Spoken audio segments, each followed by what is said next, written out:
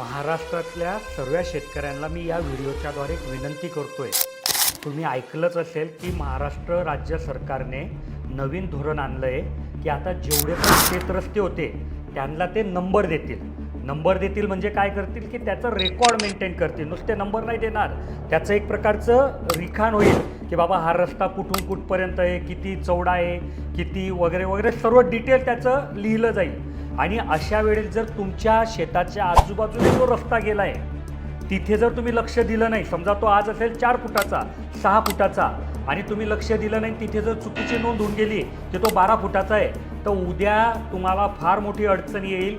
तुमचं क्षेत्र फुकट त्या रस्त्याला तुम्हाला द्यावं लागेल आणि तुम्हाला भविष्यात भरपूर अडचणींना सामना करावा लागेल.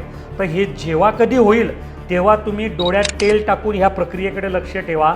तुमच्या आजूबाजूचे जे पण रस्ते त्याच्या नोंदी योग्य होत आहेत की नाही हे तपासून बघा, नाही तर नंतर त्रास होईल.